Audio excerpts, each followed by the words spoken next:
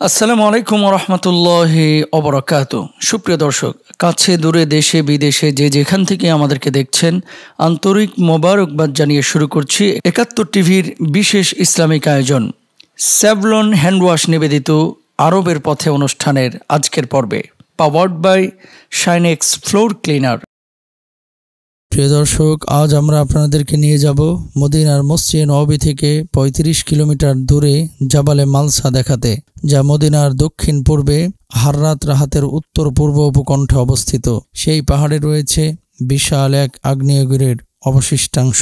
আল মালসা আগ্নেয়গিরিটি Saudi আরবের সবচেয়ে সক্রিয় আগ্নেয়গিরি। ৬৪৫ হিজরিতে অর্থাৎ ১২৫৬ খ্রিস্টাব্দে মদিনার পূর্ব উপকণ্ঠে লাভার প্রবাহ দেখা গিয়েছিল। এ অগ্ন্যুৎপাত বেশ কয়েকদিন ধরে অব্যাহত ছিল এবং লাভা ২৩ কিলোমিটার পথ অতিক্রম করেছিল।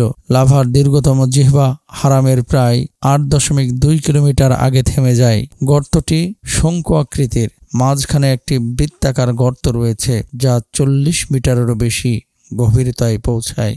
গর্তের নিচের অংশটি পাথর এবং সালফার ক্যালসিফিকেশনে পূর্ণ, যা সাদা রং তৈরি করে। প্রিয় দর্শক, আল মালসা আগ্নেয়গিরিটি সৌদি আরবের সুপ্ত আগ্নেয়গিরিগুলির মধ্যে একটি।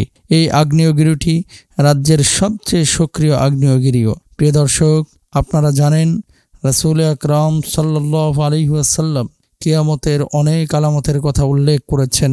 এর মধ্যে কিছু সরাসরি মক্কা মদিনার সঙ্গে জড়িত, যেমন আল্লাহর হাবিব সাল্লাল্লাহু আলাইহি ওয়াসাল্লাম বুখারী শরীফের একটি হাদিসের মধ্যে বলছেন, নিশ্চয় কিয়ামতের পূর্বে ঈমান মদিনা মুনাওয়ারার দিকে এমনভাবে প্রত্যাবর্তন করবে যেমন সাপ তার গর্তের দিকে ফিরে আসে।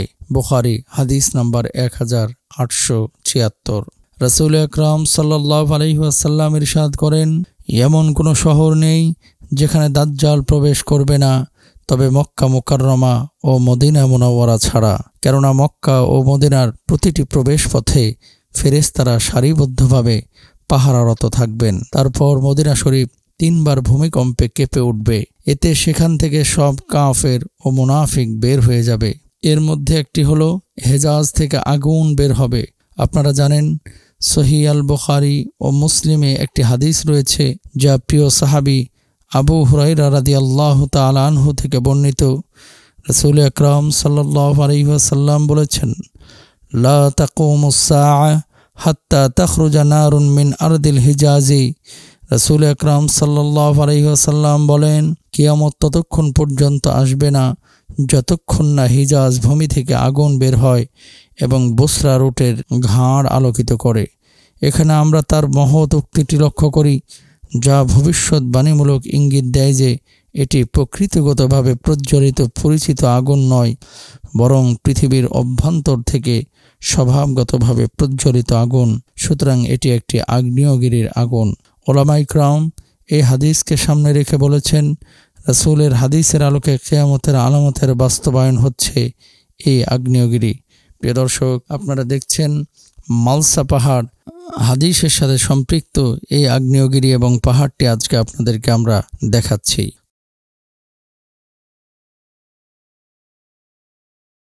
প্রিয় দর্শক, আপনারা দেখছেন ৭১ টিভির ভ্রমণ বিষয়ক ইসলামিক আয়োজন স্যাভলন হ্যান্ডওয়াশ নিবেদিত আরবের পথে, powered by Shinex floor cleaner. সময় হয়েছে একটি বিরতিতে যাবার। বিরতির পরে আবারও ফিরছি ইনশাআল্লাহ। প্রিয় দর্শক, বিরতির পরে আবারও সবাইকে সাদর আমন্ত্রণ জানাচ্ছি ৭১ টিভির পবিত্র মাহে রমাদান উপলক্ষে বিশেষ ইসলামিক আয়োজন স্যাভলন হ্যান্ডওয়াশ নিবেদিত আরবের পথে অনুষ্ঠানের আজকের পর্বে, powered by Shinex floor cleaner.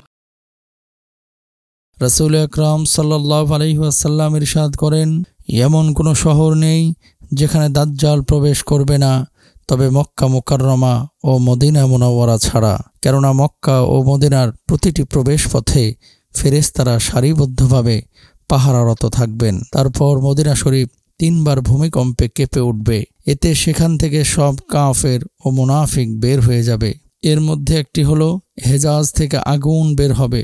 আপনারা জানেন সহিহ আল বুখারী ও মুসলিমে একটি হাদিস রয়েছে, যা প্রিয় সাহাবী আবু হুরায়রা রাদিয়াল্লাহু তাআলা আনহু থেকে বর্ণিত।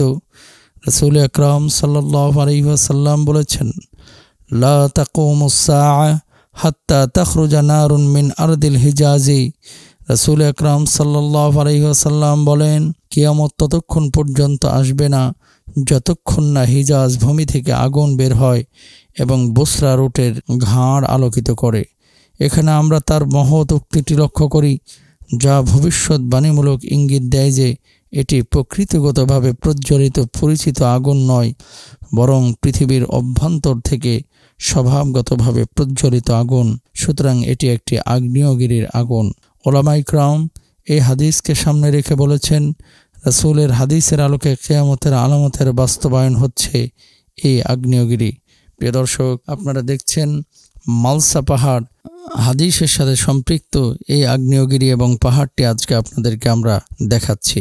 কিয়ামতের আগে আল্লাহর হাবিব সাল্লাল্লাহু আলাইহি ওয়াসাল্লাম যতগুলো আলামতের কথা বলেছেন, এই আলামতটি একটি গুরুত্বপূর্ণ আলামত। আরও একটি আলামত আল্লাহ রাসূল বলেছেন, লা তাকুমুস সাআহ হাত্তা তাউদা আরদুল আরাবি মুরুজা ওয়া আনহারা।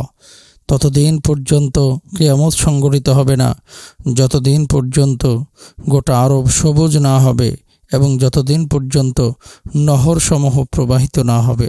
প্রিয় দর্শক, আপনারা পত্রপত্রিকা এবং সামাজিক মাধ্যমে অনেক নিউজ দেখেছেন যে সৌদি আরবে বিভিন্ন এলাকায় নহর তৈরি হচ্ছে এবং বিভিন্ন এলাকায় সবুজ শ্যামল পরিবেশ তৈরি হচ্ছে।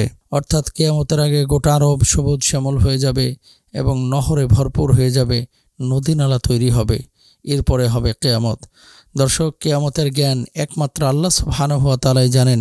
পৃথিবীর কোনো মানুষের সুস্পষ্ট সুনির্দিষ্ট জ্ঞান কিয়ামত সম্পর্কে নেই। এজন্য আল্লাহ তাআলা বলেছেন, ইয়াসআলুনাকা আনিস সাআহ কুল ইন্নামা ইলমুহা ইনদা রাব্বি। কিয়ামত সম্পর্কে কেউ জিজ্ঞেস করলে তাকে জবাবে বলতে হবে, আল্লাহ রাব্বুল আলামিনই একমাত্র জ্ঞাত আছেন। কিয়ামত কবে সংঘটিত হবে পৃথিবীর কোনো মানুষ জানেন না। প্রিয় দর্শক, আজ অনুষ্ঠানের একেবারেই শেষ প্রান্তে চলে এসেছি। আপনারা দেখছিলেন আপনাদের প্রিয় অনুষ্ঠান স্যাভলন হ্যান্ডওয়াশ নিবেদিত আরবের পথে, powered by Shinex floor cleaner. আজ বিদায় নিচ্ছি, আগামীকাল ইনশাআল্লাহ নতুন পর্বে আবারও দেখা হবে। আল্লাহ হাফেজ, আসসালামু আলাইকুম ওয়া রাহমাতুল্লাহ।